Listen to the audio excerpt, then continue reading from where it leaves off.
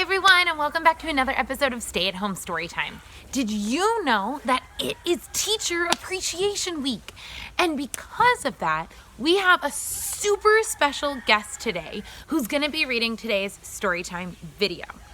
Our special guest today is a teacher who teaches at Emerson with me. She teaches 3rd grade, and I think she's fantastic. And she picked such a special story for you guys today. Which Emerson teacher do you think it is?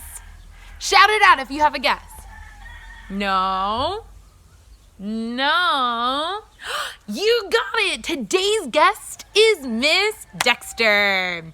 I hope you enjoy the story. Hi, kindergartners. My name is Miss Dexter, if we have not met yet, and I am a 3rd grade teacher at Emerson.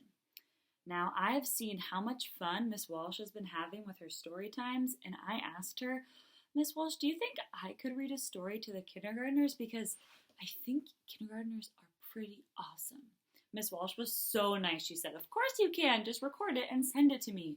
And so I was thinking, what might be the best book to read to some awesome kindergartners? And this might be a clue as to the story I have picked for us today. It is called Not Quite Narwal by Jessie Sima, and it is one of my favorite stories. It's all about finding out who you really are and what that looks like. So let's get started. Also, the illustrations are so much fun. Not Quite Narwal.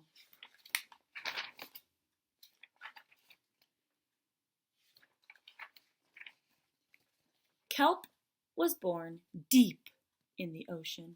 Oh, baby Kelp. He knew early on that he was different from the other narwhals. His tusk wasn't as long as everyone else's. He had different tastes in food. And he wasn't a very good swimmer.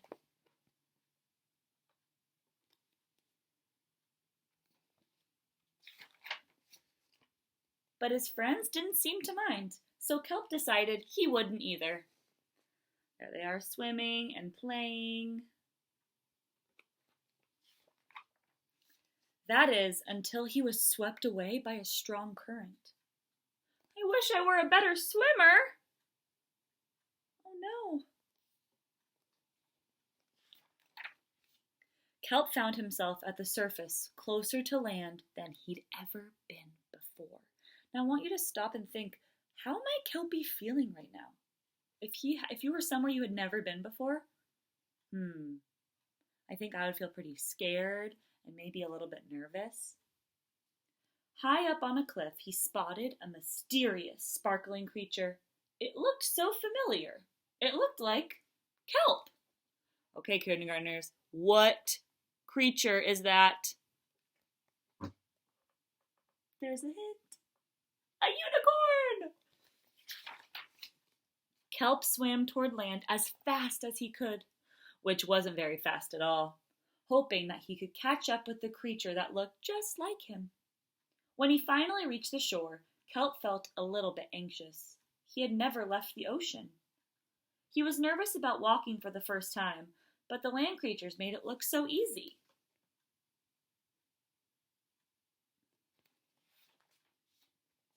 It wasn't. Eventually, he got the hang of it.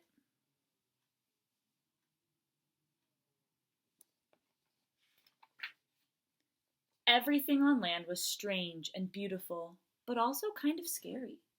Kelp began to think he might never find the creature that looked like him, but as he stumbled out of the forest,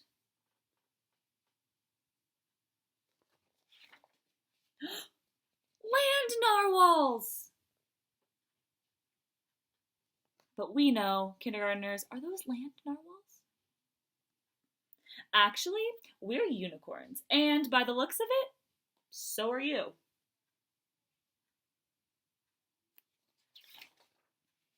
Kelp had never heard of unicorns before. They taught him all sorts of new things about his tusk. We call them horns. Wow! They introduced him to unicorn delicacies. Looks like snow cones are a delicacy, which means like a special type of food. And they showed him how to gallop. There was no doubt that Kelp was, in fact, a unicorn. He was having so much fun that he didn't want to leave.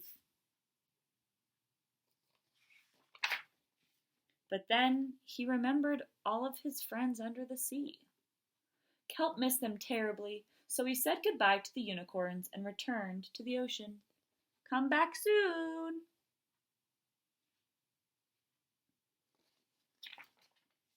Kelp swam toward home as fast as he could, which wasn't very fast at all, hoping that the narwhals would still like him now that he was a unicorn. When he finally arrived, Kelp had butterflies in his stomach. Welcome home, Kelp!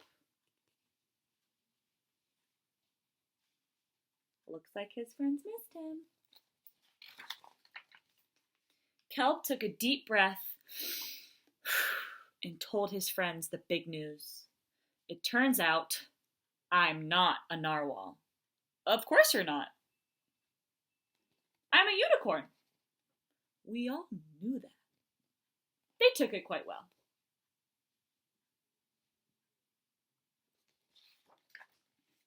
Kelp was happy to be home, but now that he'd experienced life on land with the unicorns, he couldn't seem to forget them. Did he want to be a land narwhal with the unicorns? Or a sea unicorn with the narwhals? Kelp couldn't decide. But then he realized that maybe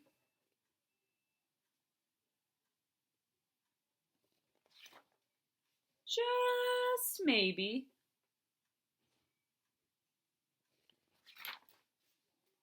he didn't have to choose.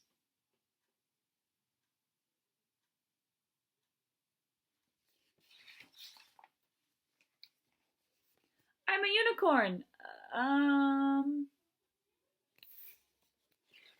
That is the end of our story. I'm so glad you guys tuned in to listen to a little bit of this magical tale. And thank you, Miss Walsh, for letting me read to your awesome, awesome, awesome kindergartners. I hope you all have a wonderful day. Can we give it up to Miss Dexter for reading such an amazing story? Let's give her a round of applause. All right, don't forget to tune in for tomorrow's story time and send Miss Dexter some love for Teacher Appreciation Week. Until next time, bye.